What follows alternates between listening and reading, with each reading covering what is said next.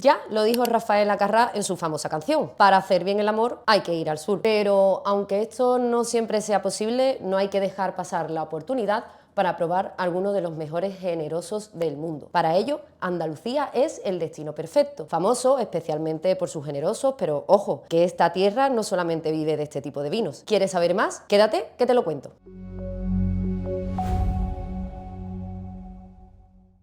Cuando hablamos de vinos españoles, normalmente se nos viene a la mente rápidamente otras zonas mucho más conocidas y con más fama, como pueden ser, por ejemplo, La Rioja o incluso Ribera del Duero. Sin embargo, se nos olvida que al sur de España, concretamente en Andalucía, tenemos verdaderas joyas enológicas que normalmente no le prestamos mucha atención. Para hablar del origen del vino en esta zona, hay que remontarse muchísimos siglos atrás, concretamente hasta los fenicios, el conocido pueblo comerciante que en el año 1000 a.C. llega a las costas del sur de España y fundan Gades, la actual ciudad conocida como Cádiz. Allí introducen el cultivo del viñedo y la elaboración de vino, y así lo atestiguan distintos restos que se han encontrado entre el puerto de Santa María y Jerez de la Frontera, concretamente en el yacimiento arqueológico de Doña Blanca, donde se pueden visitar hoy en día algunos lagares que ya en la época se utilizaban para la elaboración del vino. A ellos le siguieron otros pueblos como fueron los romanos e incluso los musulmanes, quienes, a pesar de tener prohibido el consumo de alcohol, mantuvieron la producción de la uva, pues principalmente con dos fines fundamentales. El primero de ellos, para la producción de uvas pasas, que en aquella época era tremendamente importante para mantener alimentadas a las tropas. Por otro lado, en segundo lugar, también se utilizaría esta uva para la destilación de vino.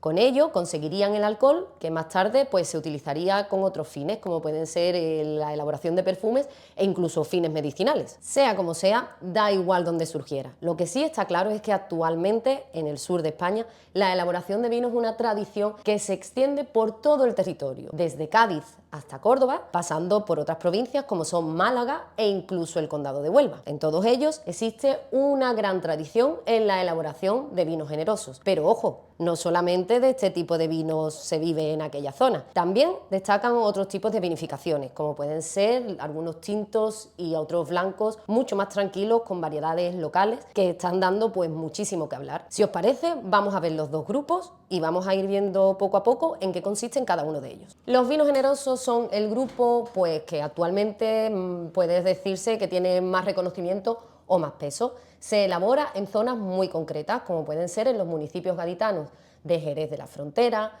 Puerto de Santa María, Sanlúcar de Barrameda e incluso otros como Montilla Moriles en Córdoba, alguno también que otro en Málaga y también, como hemos dicho, en el condado de Huelva. Como veis, la gama es muy amplia y vamos a ir viendo uno a uno en qué consiste cada uno de ellos, porque la verdad que tenemos trabajo por delante. El primero de ellos es el fino.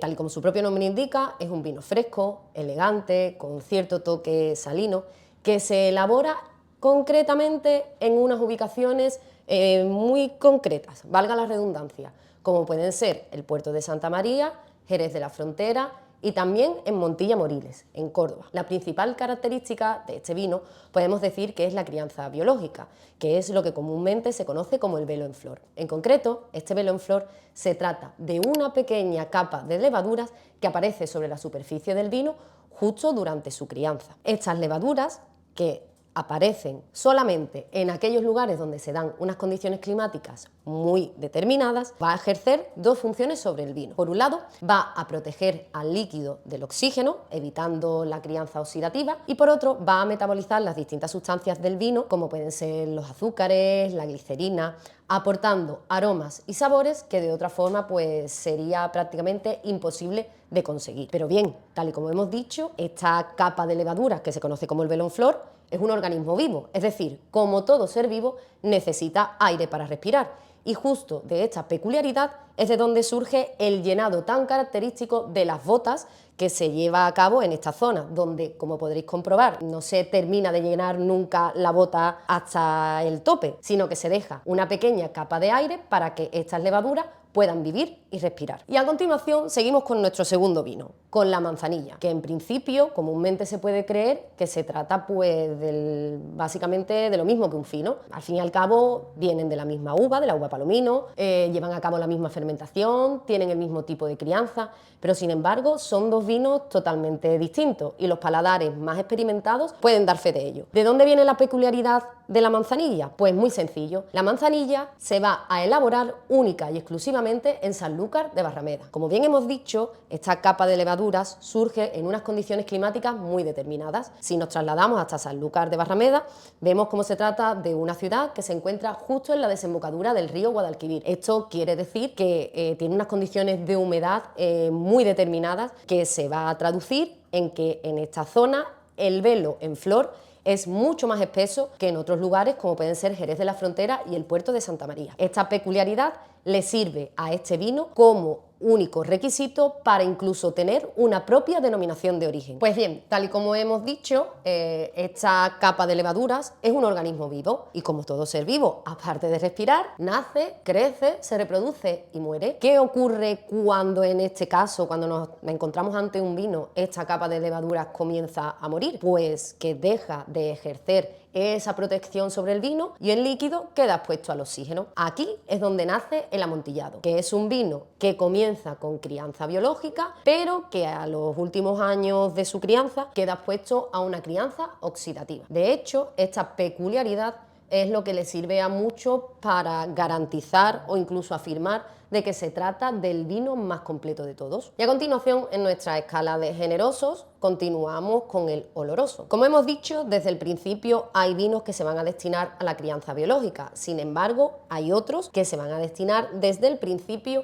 a la crianza oxidativa. Este es el caso de este vino, donde no vamos a dejar o no se va a dejar lugar ninguno a que aparezca estas levaduras ni este velo en flor. Pero claro, podemos llegar a preguntarnos, pero son vinos que se elaboran en la misma bodega, son vinos que se elaboran bajo las mismas condiciones climáticas, que hemos dicho que es lo fundamental para que aparezca esta levadura. ¿Cómo se consigue en este caso que no aparezca este velo en flor? Pues añadiendo alcohol vínico a unos 17 grados. Con ello nos aseguramos, se aseguran, mejor dicho, los que elaboran estas maravillas, que no aparezca ningún tipo de organismo sobre el vino. Esta práctica, muy común tanto en Jerez de la Frontera, en el marco del Jerez, como en Montilla Moriles, es lo que popularmente se conoce como encabezado. Y ya no podemos olvidarnos del palo cortado, uno de los vinos quizás más misteriosos y que más expectación o curiosidad levantan entre los apasionados de este tipo de vinos. Como hemos dicho, cuando se elaboran los generosos, el trabajo no solo comienza en bodega, sino que incluso mucho antes. Es muy importante que tras el prensado ya la pericia del capataz y del enólogo pues estén en juego, que estén en funcionamiento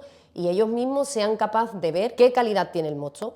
Dependiendo de la calidad del mosto, se dirá que el vino va para crianza biológica o para crianza oxidativa. ¿Qué puede ocurrir? Pues bien, hay veces en las que un mosto, tras la primera fermentación, se destina a crianza biológica, pero a medida que va pasando el tiempo se dan cuenta de que la vocación de ese vino no es tanto biológico, quizás es un poco más oxidativo. Podemos decir como que a lo largo del tiempo el vino va cambiando de opinión. Esto es lo que se conoce como palo cortado y es un tipo de vino en el que es fundamental, como hemos dicho, la pericia y la experiencia tanto del enólogo como del capataz de bodega. Justamente de esta especie de fallo es de donde viene su nombre. Normalmente los vinos con crianza biológica se señalan en la bota con un palo. Cuando vemos que este vino ya no va destinado a crianza biológica y va a cambiar a crianza oxidativa, el capataz marca esa bota con una raya horizontal. Y de aquí, de esta historia, es de donde nace el nombre de este vino, palo cortado. Y ya por último, y no menos importantes, llegamos a los vinos dulces, los últimos componentes de esta gran familia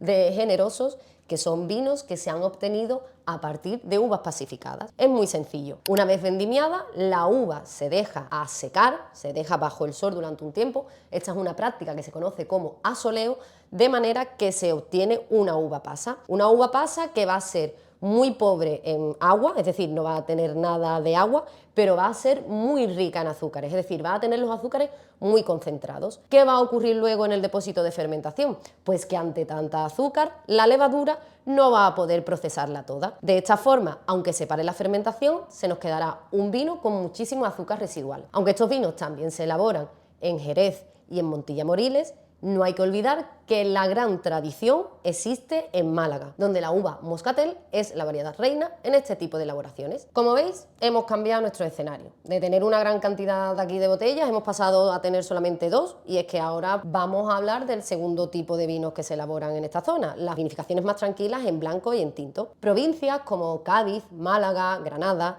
pues están destacando por la elaboración de este tipo de vinos a partir de bien variedades locales, como pueden ser la Palomino Fino, la Tintilla de Rota, e incluso también utilizan variedades internacionales. Sea como sea, hay que destacar especialmente los vinos elaborados en la sierra, concretamente en las sierras de Cádiz y en la sierra de Málaga, en Ronda, donde a partir de variedades locales se llevan a cabo vinificaciones pues no tan tradicionales como en los generosos. Como veréis, no nos vamos a quedar sin opciones cuando tengamos que elegir alguno de estos vinos. Ellos son el resultado de 2 factores fundamentales sin los que no tendríamos nada de lo que hemos comentado hoy: el clima y el suelo. Principalmente, si hablamos del clima, y generalizando mucho, podemos decir que en esta zona predominan principalmente los veranos largos y calurosos, los inviernos suaves y no muy fríos, y evidentemente la gran cantidad de horas de sol. Esto va a determinar claramente el comportamiento que va a tener el viñedo. Tampoco nos podemos olvidar de otros 2 elementos súper importantes, como pueden ser el viento de levante y el de poniente. Dependiendo de la zona en la que te encuentres de Andalucía, estos vientos van a tener uno u otro nombre, pero lo que está claro es que el resultado que aporta al viñedo es exactamente el mismo, da igual el lugar en el que estés. El viento de levante seca la uva, aporta calor, sequedad,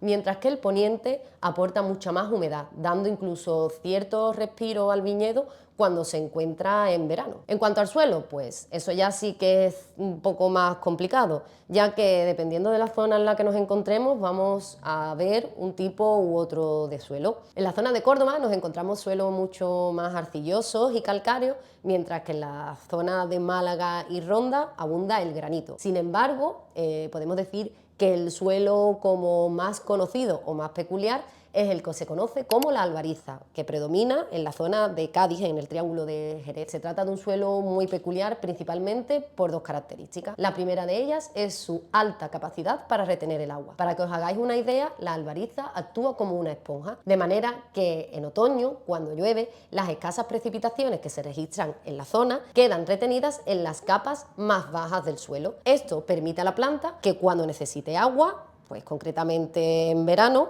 sus raíces encuentren este pequeño descanso y esta fuente de alimento en las capas más profundas del suelo. La segunda característica que podemos destacar de la albariza es su color blanco, muy llamativo y muy característico, que va en ocasiones a actuar como un espejo. Imaginaos que ponemos un espejo justo debajo del viñedo, el sol se refleja en él y esa luz o ese calor va a rebotar directamente sobre la uva, dándole muchísimo más calor del que podría recibir en circunstancias normales. Pues este mismo efecto es el que se consigue con este color tan blanquecino de la albariza. En conclusión, con todas estas opciones y todas estas variedades de vinos, podemos saborear Andalucía entera. ¿Te atreves? Si te ha gustado el contenido, puedes darnos like, y si quieres animarnos a que sigamos haciendo vídeos como este, puedes suscribirte pinchando aquí.